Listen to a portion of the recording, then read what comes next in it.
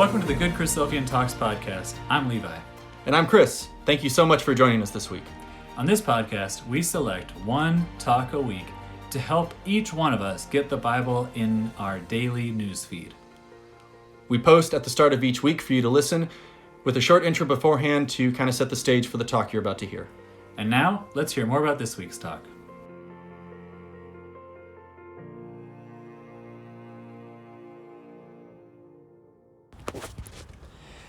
Our class this week is by Brother Glen Wright from Melbourne, Australia.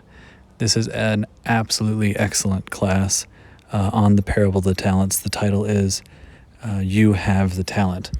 Brother Glen presented this class at the International CYC, which is a pretty cool thing that's happening, organized on Facebook.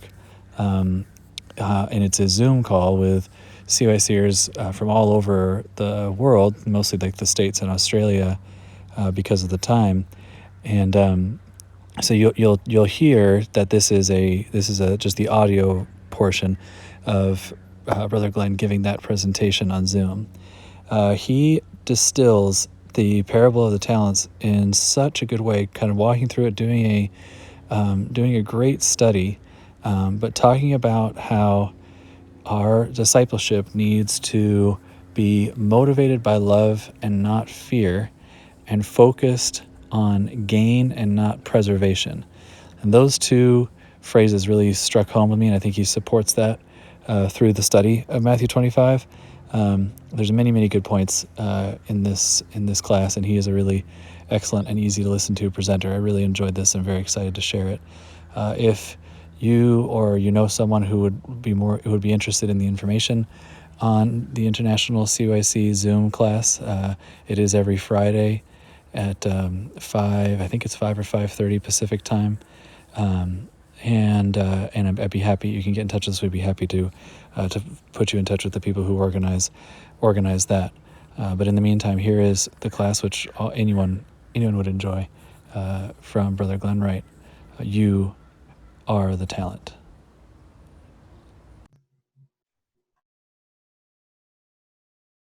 No worries. Thanks very much. I hope everyone can hear me all right. Lovely to join you from Australia this morning. It's a pretty beautiful morning down here. It's a little overcast, but it's not too bad. You'll have to forgive perhaps what I look like. I finished work at 3 o'clock this morning, and if some of this doesn't make sense, well, you might know why. And there's another thing too. In this house right now, there is 4 children, and they're all behaving very, very well. But this place is like a minefield. It could pop at any moment. So if you hear any kids or see me having to sort of do some ninja stuff, don't worry about it. It's just me keeping the kids under control for the next half an hour or so.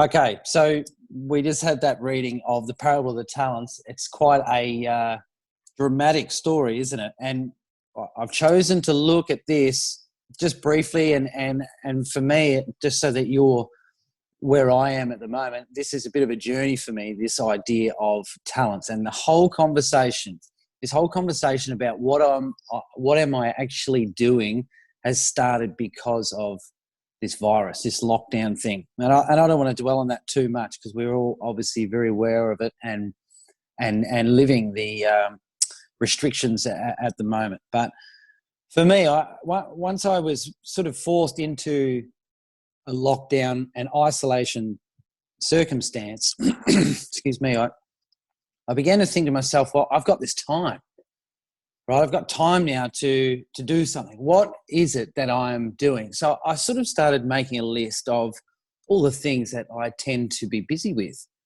And there are a lot of things. I sort of had this long list of places that I would go from here to there, and whether it's with the boys, I'm busy with the boys, or the kids, or I'm busy with Chrissy, or we're at the meeting here. And then, of course, you throw in work 6 days a week. It's very, very busy. And, of course, a lot of this is taken away. And I started looking at how am I profitably using my time? And there's a huge conversation here. It's really about how you use your time, what's profitable out of that, and and how you measure that profit too, whether that's for you or maybe running an exercise in your life where you look and say, well, how many of the things that I'm truly passionate and driven about and use my talents for are for me, or they are for God, as we just heard in that meditation about living your life every single day for Jesus Christ. How many of the things that you're doing with what you're good at are for Him? And this spare time is giving me a lot of cause to stop and think about what I do with my talents and how does that relate to both my passion and how does it relate to me serving God? Because quite often we can use perhaps our talents for ourselves. And this story really sort of sheds a bit of light on a few of these things. Now, we're going to go through it sort of verse by verse approximately. It won't be comprehensive, and by all means, if there's things that you understand about this parable, send them to me. I'm sort of working, this is a rolling journey for me to sort of go through this idea of talents and use of those in the service of God. So I'm really interested to hear everyone's opinion if they have one, if you want to email or something like that, and we can get some dialogue around it, because I think it's important we talk about these things. And let's face it, we've all got plenty of time at the moment. So that's sort of where this conversation for me has come from. And there's a couple of things out of this that I'd like to challenge you to think about afterwards, right? Think about the idea of gain or preservation. So this story is about those two things. It's about two men that presented gain back to their master when he returned, and there's about a man that went down the preservation road. Gain and preservation. So he has buried, as we know, we're going to see in this story, and he's put it away. He says, well, I'm going to preserve that, but it hasn't actually brought anything forth, anything useful for the master, has it?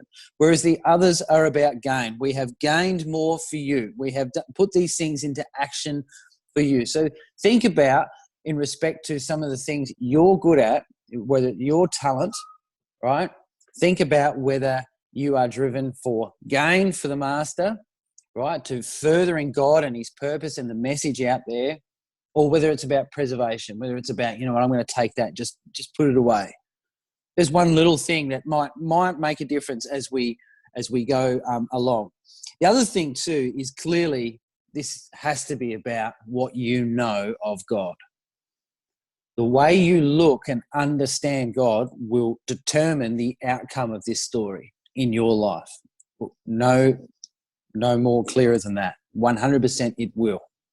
Because this man, the one that puts his talent in the ground, the one that goes for preservation of his God-given talents, he professes to know God. He says, I know you, Master, right? I actually know you. And did he know him? Well, no, he didn't. We're going to see that a bit later. So just think about how well and what image we have of our God in our lives. So that's that one. Sorry, just one moment. Yeah, you wouldn't believe it. Someone's knocking on the door. I'll sort them out later. Okay.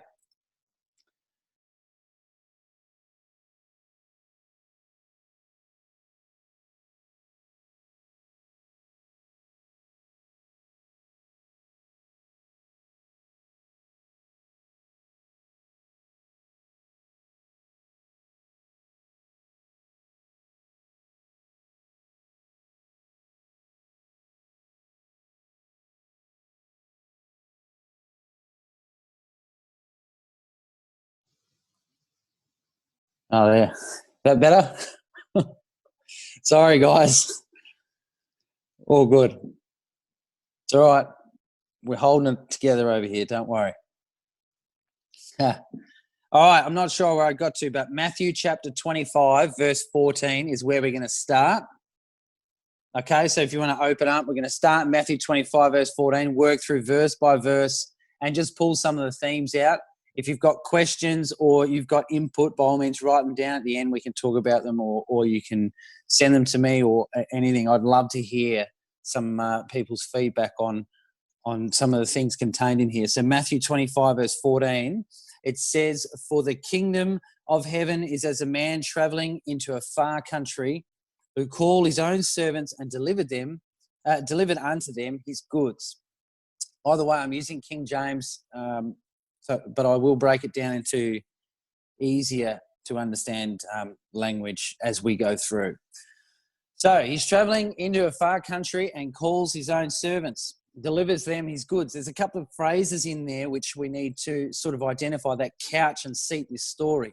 And obviously we know that Matthew 25, this is right before the Lord will shortly be crucified, won't he? So this is sort of right at the end. He puts in here the parable of the virgins and the parable of the talents, right? And this is all about watching and hanging on to what he is leaving behind for them and putting it to good use. This is like a warning here in Matthew 25 for them.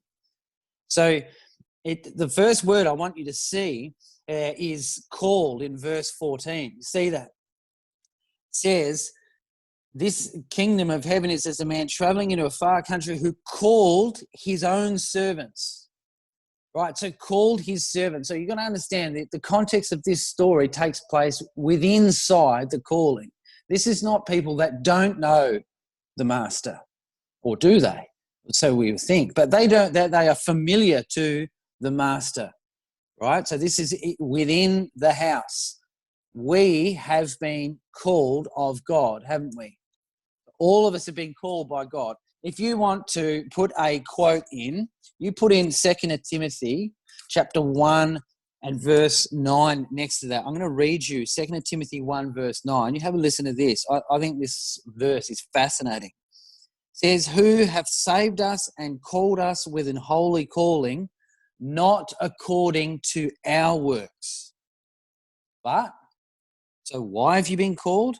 But according to his own purpose, it says.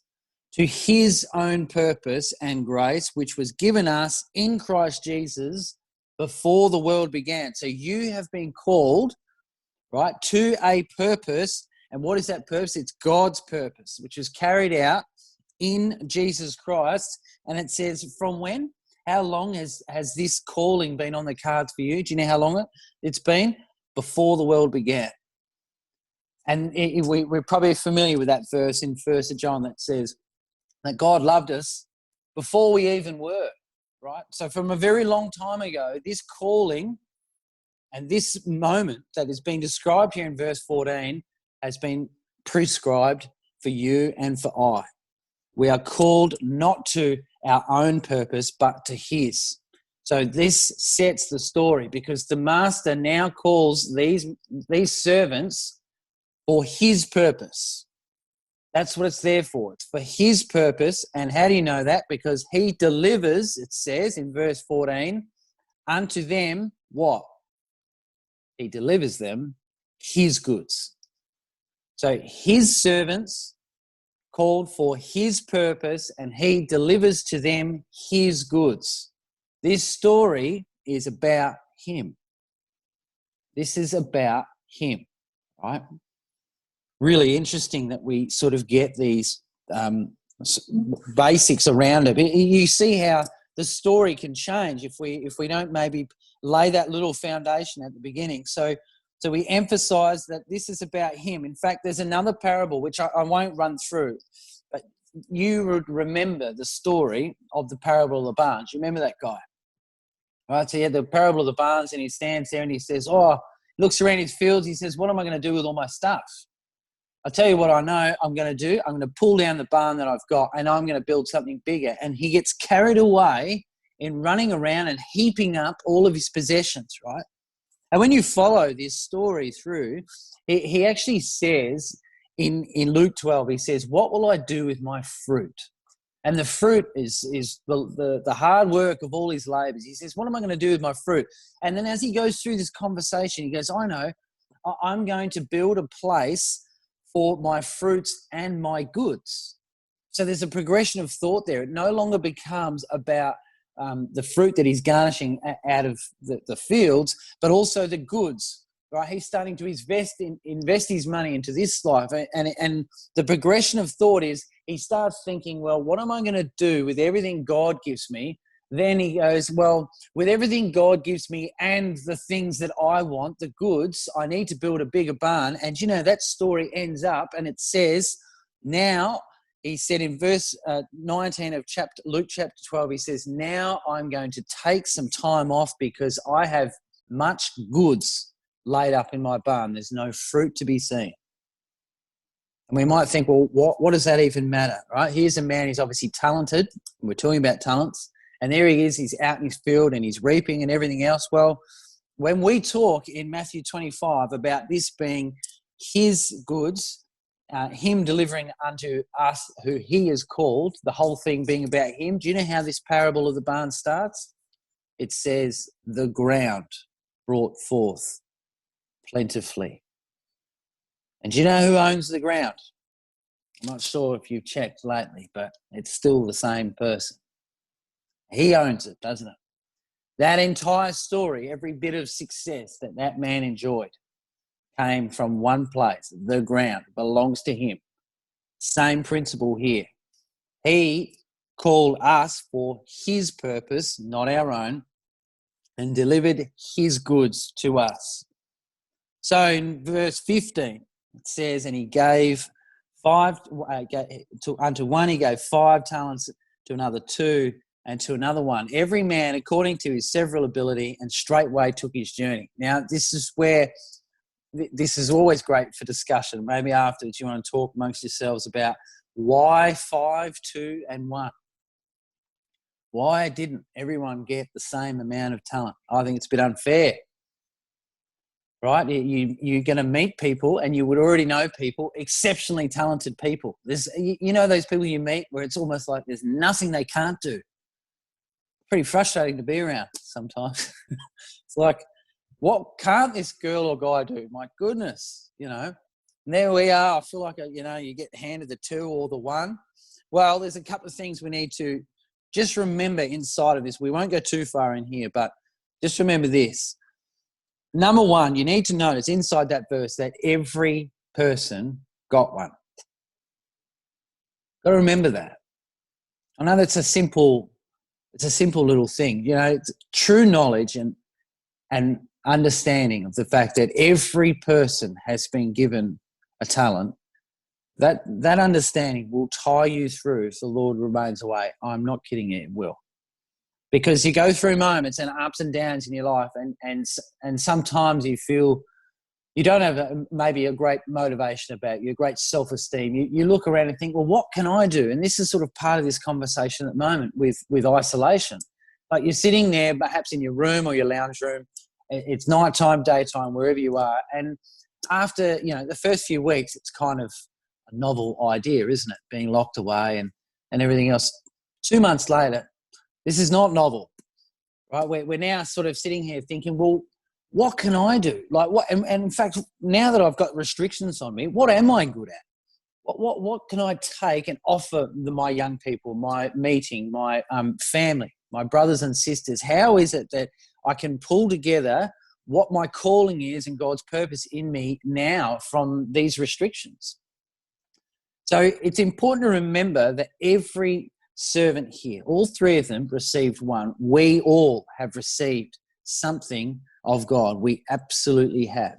Now, why 5, 2, and 1? Well, I don't know any significance behind the numbers. Perhaps there is, but I'm not aware of it. But what I am aware of is a couple of words in here that we need to just highlight perhaps. The one is to every man according to his several ability, right? Now, he knows these servants. So remember we said that this master knows these servants. So if he knows these servants, and we read that quote that said that God knew you from the foundation of the world and all those sorts of things. When you start thinking about that, this man knows his servants and their abilities. If we look and place ourselves in this story, God knows you and your abilities. He created you, right? And he knows when you look at this entire story, this is about a return on an investment. So the master is giving them a talent and he's looking to gain from it, isn't it? Not have it preserved. He's capable of preserving it himself. He's looking to gain on that investment, and he does from those two.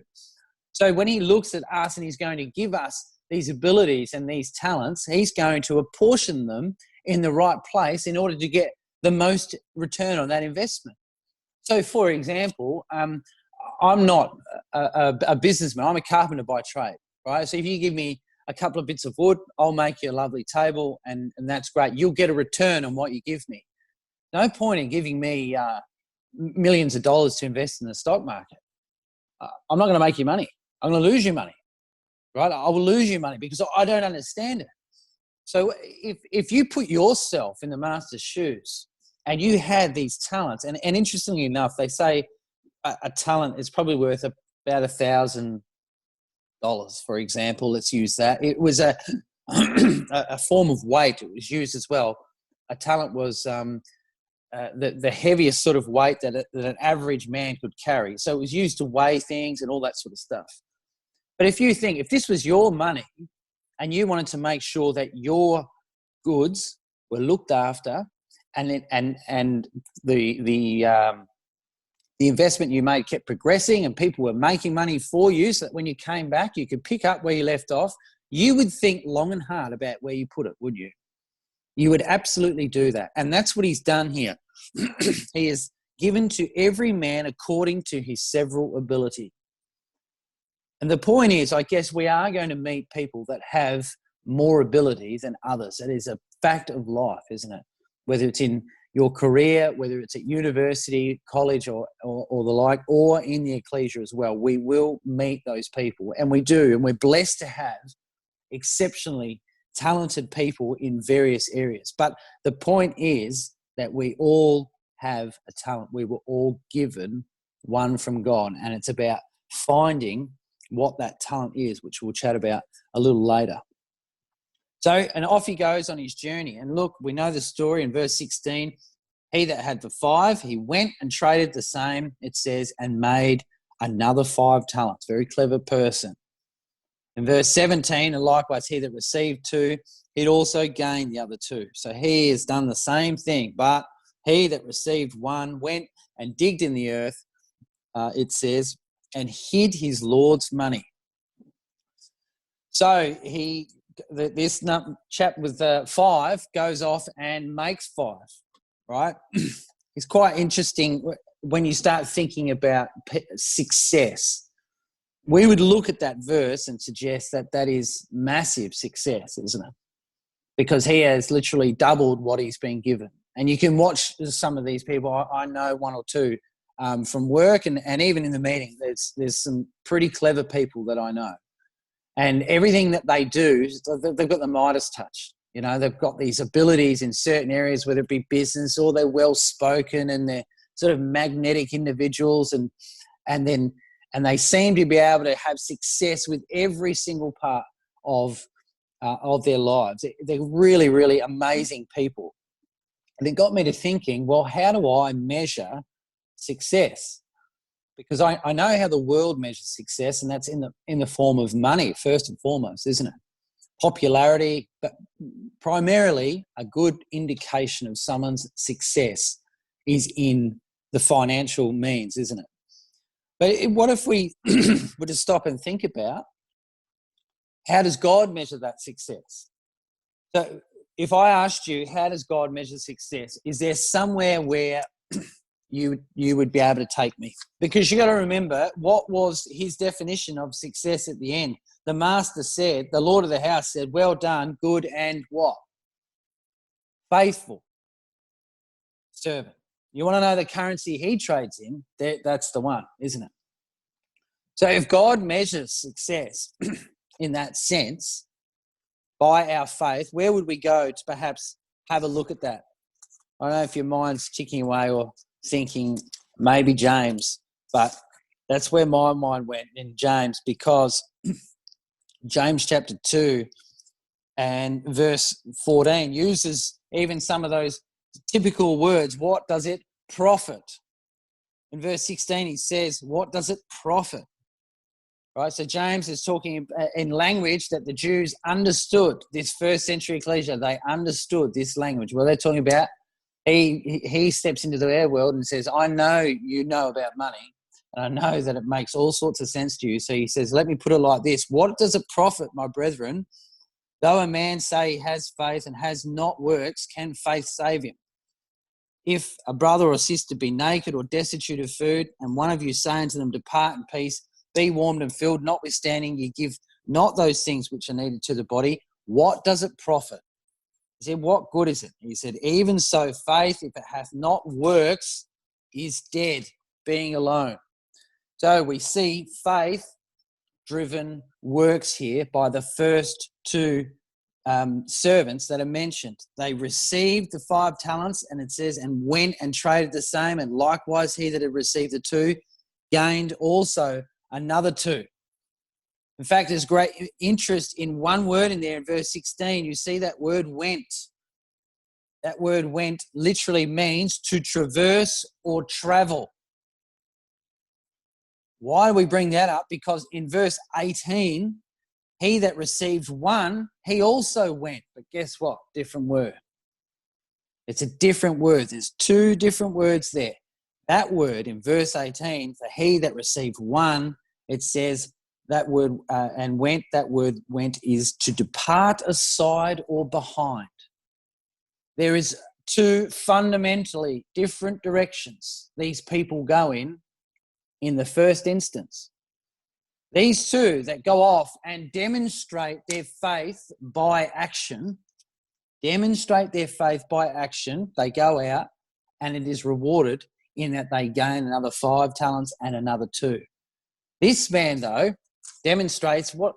A lack of faith. Now, a little later on, you'll see that he's described as being a lazy person, right? He's a lazy person, but he's not too lazy enough to be able to go and dig it in the ground. And off he goes, and he digs it in the ground, but he's in entirely the wrong direction. It means to depart aside or behind. So you can imagine as the 3 men are there, and the talents are laid out in front of him. The master says, here you go, according to your abilities. And now I must go on a long journey, because he's going to be away a long time. It says that in verse 19. He's away a long time. So he lays it all out and off he goes. And literally, now that we've explored into this, you can see the first 2, one with 5 talents, one with 2, they pick them up and they go that way. And the one with 1 goes that way. That's what the words tell us, don't they?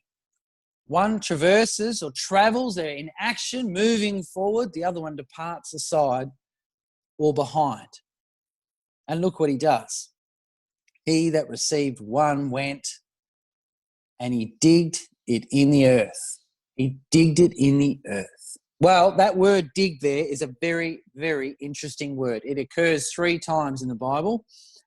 Here is one of them. The other 2 places both speak of the same thing. Matthew chapter 21 and verse 33 and Mark 12 and verse 1. And both of those references have to do with the same exercise, and you won't believe what it is.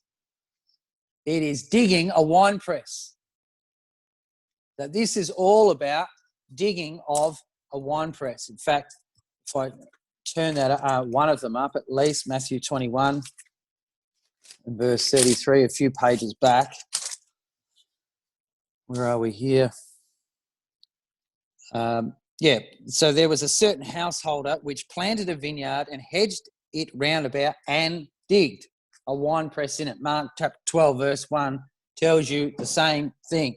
Now, I find this sort of thing incredibly interesting, because you might say, well, he's just going to dig in the earth, it says, and he's going to hide or hid away his Lord's money.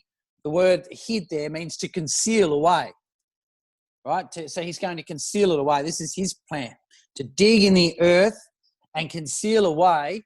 Did you notice the expression there in verse 18? Whose money? His Lord's money. Just another little reinforcement that talent belongs to God.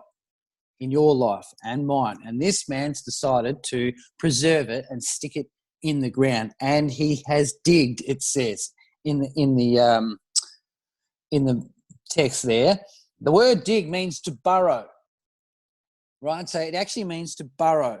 And so if we look at where else it's used, we get these two opposing ideas, and you just follow it through.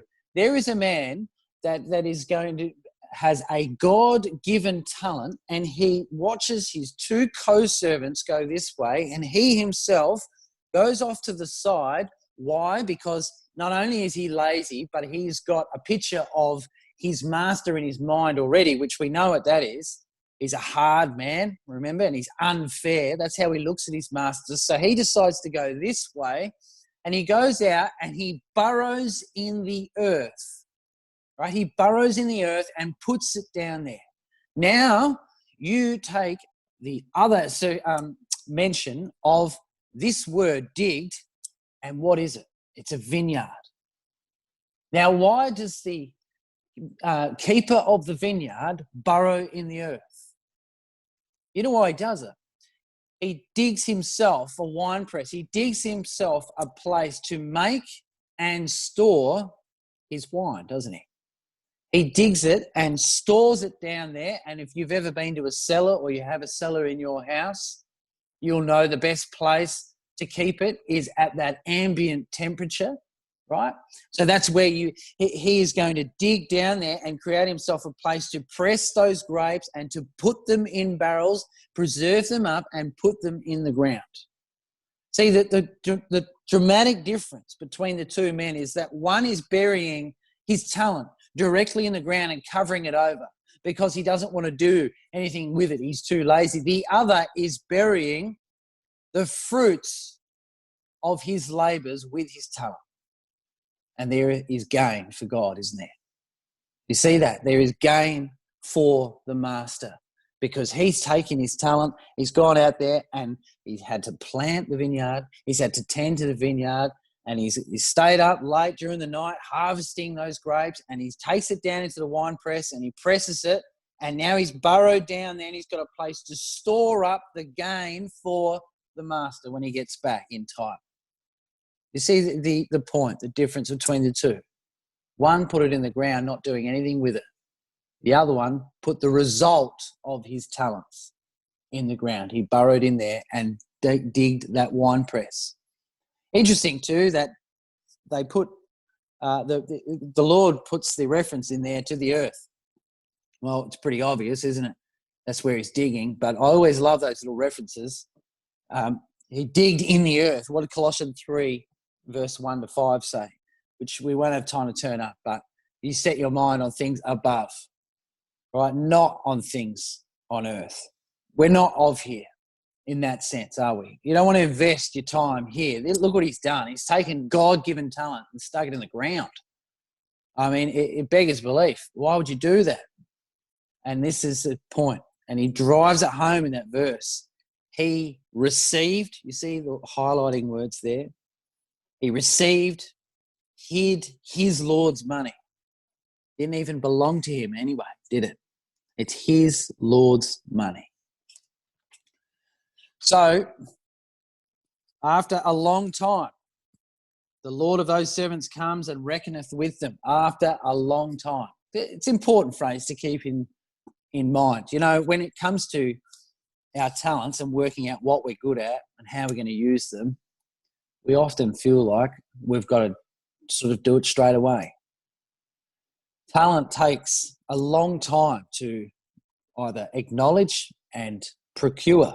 And in this story, time is mentioned twice. I think it's really important because the worst thing we can do as young people is put pressure on ourselves. We're not here to have to be good at everything. This stuff takes time. The story tells you that there is time. Now, we don't know how much time. We could be right in the middle of the event that triggers the return of Christ. We might never have another class. I mean, that is fascinating. So in that respect, yeah, we might not have a lot of time. But you think, in terms of if this is not the return of the Lord Jesus Christ right now, we can sit now and use this week and next week and perhaps the next month, if the lockdown continues wherever you are, to say, well, what am I going to do when I get out of here? What difference am I going to make? What passions have I got in my life that I can use my talents in that are going to drive and further my faith and spiritual relationship with my master? How is it going to impact the way that I look at the master of the house? And so there is time. After a long time, the Lord of those servants comes and reckons with them. The day of reckoning is here. And so he that had received 5 talents came, it says, and brought other 5 talents, saying, Lord, you gave me 5 talents. I have gained beside them 5 talents more. There's the transaction. And that is what the master was looking for. But he gave him according to his ability. He had high expectations of that servant. Why? Because he was capable of them. And it's like us. If you find yourself with a number of talents, and there are people out there, and you think, you know what, I'm actually good at 3 or 4 or 5 or 6 things, well, that is fantastic. It comes with a huge amount of responsibility, as is demonstrated here. You might have the talent, but the responsibility comes as well. And so he says, I have gained 5 more talents, and look at the response. In verse 21, he says, well done. Well done, thou good and faithful servant. And they're the 2 requirements, isn't it? He's a good man, but also faithful. He was in action, as we saw in James. Faith is capable of practical demonstration, right? All sustainable faith is capable of practical demonstration, meaning at the point that it matters most, we can demonstrate physically what we believe, what we are driven to do. That's what this man did. He took the God-given talents that he had and practically demonstrated his faith in the master, and now he has gained for the master and given back, and now he gets his reward. Well done, thou good and faithful servant. Thou hast been faithful over a few things. I will make thee ruler over many things. Enter thou into the joy of the Lord. Look at the difference between the 2. Right? Look at the difference where he starts in that conversation and where he ends. He starts as a servant, and now he's a ruler. Right? That is amazing, isn't it? He starts as a servant, and now he is a ruler. Well done, thou good and faithful servant. Thou hast been faithful over a few things. That word few means puny. Quite an interesting word, isn't it? It means just puny, just a few little things that you were faithful over. But in comparison to that, I will make you a ruler over many things, he says. Look, I want to just quickly give you a quote for that expression, well done. That is a huge accolade, isn't it, from the master. In 2 Corinthians chapter 10 and verse 18, I've got this right, 2 Corinthians 10 and verse 18, it says, for not he that commendeth himself is approved, but whom the Lord commendeth. Isn't that a great verse? It's not whom the man that commends himself or woman that commends himself, but it's who the Lord commends. Right now, I find that really interesting. You know why? Because I have the ability to commend myself. Do you?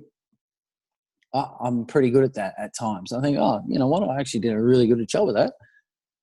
And you can get a little carried away, can't you? Because in being talented at 1 or 2 things, and you know what they are in your life, in being a talented individual, at times we forget the origins of that talent, don't we? That they are God-given talents.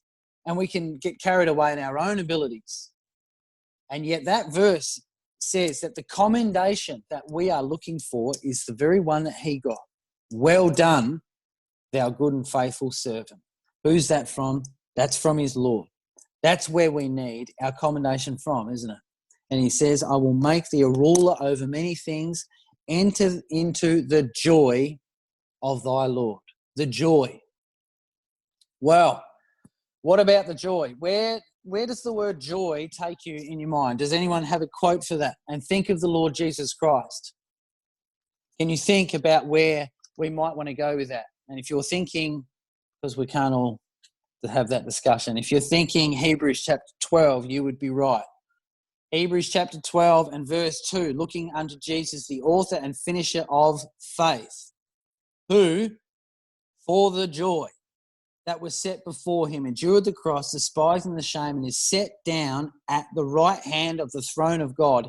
His joy was to be with his Father, wasn't it? That's what drove his life every single day through those exceptionally difficult times, through the worst week that any person has ever had to endure. It was the joy of being with the Father that drove him, and that is the same joy that this servant, right, who is now going to be made a ruler over many things, is being invited into.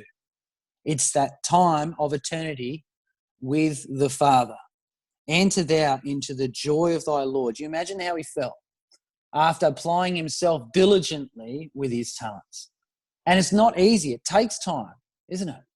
And we often look at talented people and think, well, they can just go along and touch this and it turns to gold. They can just turn up there and suddenly open a new business and it just works. They come into the meeting and they seem to know all the right things to say and it's just easy. But we don't appreciate the hundreds or thousands of hours behind these things that take these talents that people have that are invested in it. And if anyone here is musical, I'm not very musical at all, but I'll tell you what, if there's an instrument I wish I could play, it would be the piano. I absolutely love it. And watching someone play the piano fascinates me because I don't understand how they can do it. Like they can control. And if I can play with one hand, Mary Had a Little Lamb or something, tell you what, if I have to put the other hand in there and start making it sound good, I'm useless at it. And then I watch someone come along, and you know what? If I think of a person, I'm thinking of someone right now, they're a very quiet person. She's a very quiet person. And if it wasn't for just, the odd hello here or there, at the meeting, you might miss her. You might miss her. But I tell you what, everyone knows she's there when she sits down at the piano. And she starts to play, and that is a talent. And if that was her only talent, and it's not, but if it was her only talent, I can tell you we all recognise it. It is absolutely amazing as what she can do with her talent. So he says here, I will make you rule over many things, enter into that joy. And he does the same thing for the second chap who has made another 2 talents, and then along comes the last one. Verse 24, you have a look.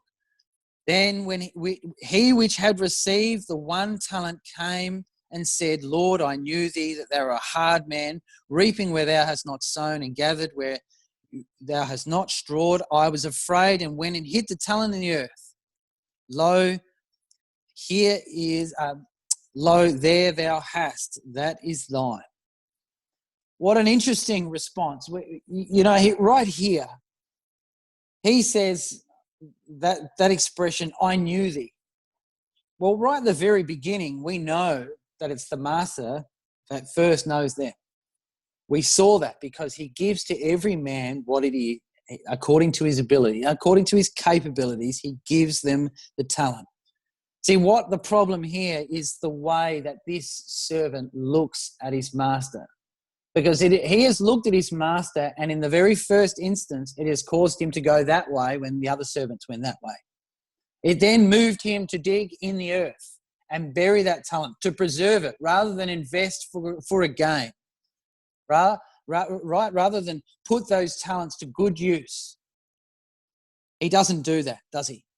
He doesn't do that. He does not have that view of his master.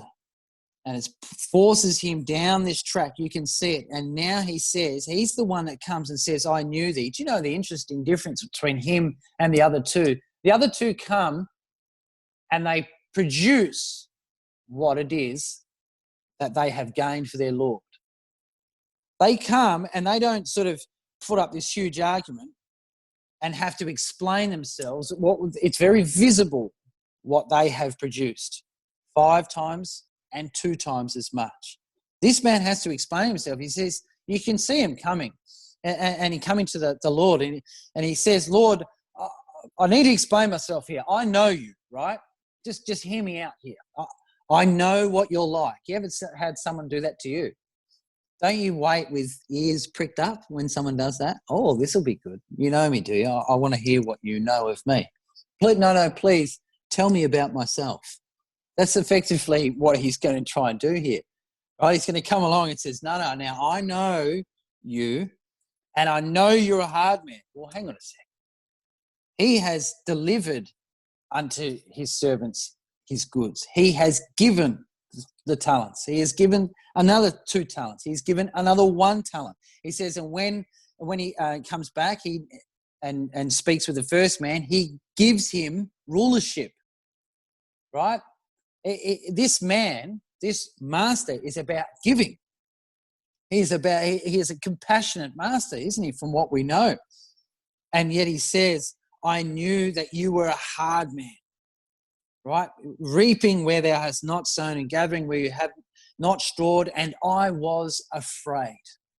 You see, the way he looked at the master drove his emotional state, and his emotional default position when he came and he looked and thought of his master was fear. He was afraid. It says in verse 25, I was afraid. And look what his fear drove him to do. He admits it himself. I was afraid, and I went and I hid your talent in the earth. Here, you have it back. I went and dug it up because I found out you're coming home, and I was just as afraid. So here, it's back here now. You can take it. Fear-driven faith. Those verses there tell you that fear-driven faith is deadly, isn't it? Now, that's not to say having a fear and respect of God is not healthy. Of course, we're told that. But not to the point. Do you think God wants you to recognize only one side of his character so much so that it drives you to a point to not actually produce anything of gain for him? I don't think he works like that. I don't think he wants that. In fact, if we all really sat down and asked ourselves that question, it seems kind of stupid, doesn't it? We would think, no way in the world would God work like that. Well, do you know what? Here is a servant that says he professes to know the master, and after a long period of time, it drove him to do it. Right? That's a bit scary, isn't it? It actually drove him that fear drove him to hide his talent in the earth and to produce nothing else. We couldn't speak long enough about the importance of how we view our Father in heaven. We could not possibly speak long enough about it. And that's a challenge. And I guess if we want to take away from this little conversation here, why don't we stop and think, not only how am I using my talents and passion-driven service, right? As we read of the Lord Jesus Christ, for the joy, for the passion that was set before him, that's why he endured those things for you and for me. So in terms of using our talents, let's think about the passion and the exercises and the things that we get into with those talents and producing the gain, all driven by the way we look at the Master.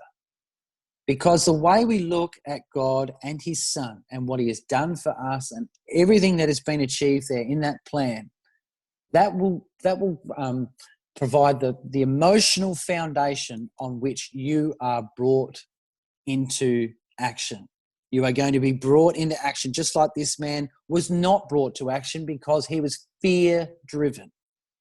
And yet these other 2 men seem to understand something completely different about their master, the master of the house. They truly knew the master of the house, didn't they? Because they were faithful to him and they were pushed into action around those things.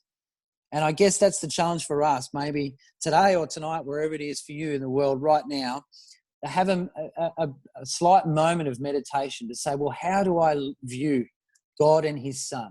From what platform? Do I look at him through fear? Right? Do I operate daily out of fear? Am I worried about what he's going to do when he returns? Or do I, with a respect and a reverence, look so much forward to the return of the Lord Jesus Christ, so much forward to him bringing together his plan right? Is that how I view him, so that I can't wait to get in that joy?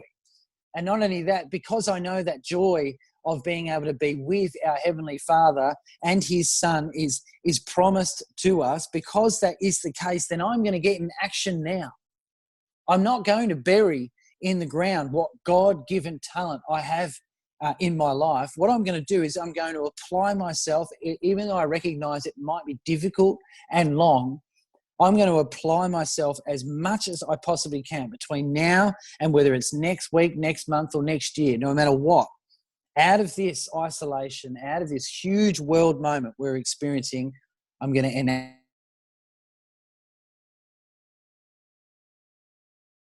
And what do I, and from what lens do I look at God at, and what does that motivate and drive me to do with the talents that he has given me? That would be the challenge, because we know the response. Verse 26, his Lord answered and said unto him, you wicked and slothful servant. He says he's a lazy servant, wicked and lazy. And if we had time, I'd take you to Proverbs chapter 26. You go and read Proverbs chapter 26. Fascinating when it talks about the lazy servant. In fact, I can tell you, it says the slothful man says, there is a lion in the way, a lion is in the streets. As the door turns upon its hinges, so the slothful upon his bed. The slothful hideth his hand in his bosom. It grieves him to bring it again to his mouth. How's that for a description of a slothful person? So he says there's a lion in the way, a lion in the streets. In other words, he'll look out his window and he'll look for any excuse. In fact, he'll take the smallest excuse and he'll blow it up to be so big in his own mind that he won't go out and get started. Right? He says there's always a reason that this lazy person won't get started. As the door turns upon its hinges, so does the slothful upon his bed. That's hilarious.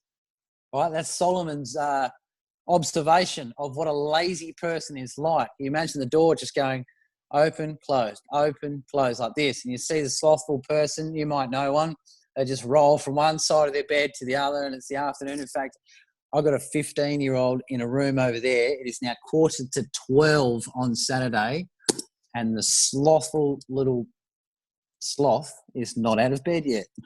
So in about 5 minutes when we finish, I'm going to march in there and he is going to get up, I can assure you. So I've got one in there, the door that turns upon its hinges. And the last example, the slothful hides his hand in his bosom. Now, what that is a reference to is probably someone who doesn't finish anything, right? They'll start and they won't quite finish. You know how lazy this guy is in Proverbs? He can't be bothered to finish eating. It says, it grieves him to bring his hand to his mouth, right? That's just the sort of sloth that is being described there. So if we came back and we looked at this response from the Lord of the house, it says, thou wicked, and you've got the picture now, slothful person. Thou knewest that I reap where I sowed not and gather where I was not stored. There, if you knew that, right, and if that was actually correct, he says, if what you know was correct, in verse 27, he said, you would have at least taken my money and put my money to the exchanges or the bankers. Right? Literally means go and invest it. So he says, if your view of me, because you remember, now the master of the house is calling him to account now, because remember how he started the conversation. I know you. Well, just hang on a sec. I know what you're like. You're hard and you're an unfair individual. That's what he's saying. And the Lord says, well, hang on a sec. If your view of me is actually correct, then thou oughtest, therefore, to have put the money in the bank. The very smallest thing that should have driven you to do with your opinion of me is to take that money and go and invest it in someone else. Go and invest it in someone else, so that at my coming, I should have received mine own with usury, right? With interest on it. Now that's interesting, because that to the people listening to the Lord tell this story, that would have got their ears straight up, because you couldn't charge your fellow brother usury or interest. And we still don't, but as a measure and a rule, we don't either. And we shouldn't. But you could, Leviticus says, you could charge a stranger usury on the money that you lent them, right? And so this would have got them all really listening. But this man of the house says you could have at least put it in the bank. That's how slothful you were. You couldn't be bothered getting up out of your bed that you turn on like a door, walking down the street and putting the talent in the bank. So at least I'd make some money out of a stranger, right? That banker could get it for me. No, I should have received mine with usury, he says. Take therefore the talent from him and give it unto him which has 10 talents. Right? For unto everyone that hath shall be given, and he shall have abundance. But from him that hath not shall be taken away even that which he has, and cast ye the unprofitable servant into outer darkness. And there'll be weeping and gnashing of teeth. And it's a dramatic end to that story, isn't it? It really is. But I guess if we take anything out of today's discussion, let's maybe resolve to, number one, have a look at how I view the master. Because as you just saw, as we tied it up at the end, the entire action of this man with one talent was driven by the way he looked at the master of the house. And I guess let's resolve to maybe sit down and have that discussion as I've been, and it's not concluded yet. Like, I'm sort of working through it and say, well, what am I good at? And if I understand what I'm good at, what am I passionate about? And do those things align? Like, am I actually engaged in passion-driven service, right? Sustainable faith. And these sorts of phrases are jumping into my mind. And often it's around what I'm doing. So I'm sort of evaluating whether I'm engaged in passion-driven service. I'm using my talents. And above all, is what I'm doing about gain or preservation? Is it about sticking it in the ground and just waiting this thing out? Or even in a very dark time like it is for the whole world at the moment, am I putting what God has given to me and has certainly given to you, are you and I, are we putting these things into action so that when, and very soon, Master's going to come back. I mean, very soon. It could be this week, right? It could be this week, and he wants to come back, and we want to be able to have some gain, right? Just like that man that dug the wine press, we want to be able to go down there and pull out the fruit of our labours and demonstrate what we have done with our talents for him. And I tell you what, when he sees that from all of us, even if it's so small with one talent, if he sees that gain on what he has invested in us, well, we know where we're headed, don't we? It's the joy. And what is the joy but to be with the Father for eternity? It's exciting, exciting stuff. So I hope maybe that's provided something to discuss and a little bit of spiritual food for.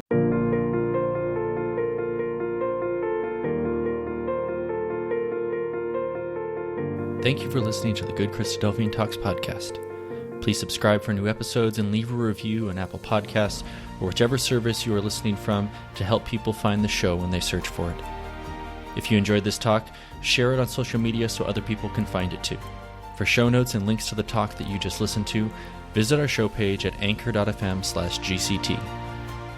We want to encourage everyone to share their thoughts from the talk this week on Facebook or Instagram, where we are at GoodChristadelphianTalks, or on Twitter, where we are at GCT_podcast. If you know of a great talk, we want to know about it too. Send a suggestion to goodchristadelphiantalks@gmail.com or message us on any of our social media platforms. Thank you for listening. God bless, and talk to you next week.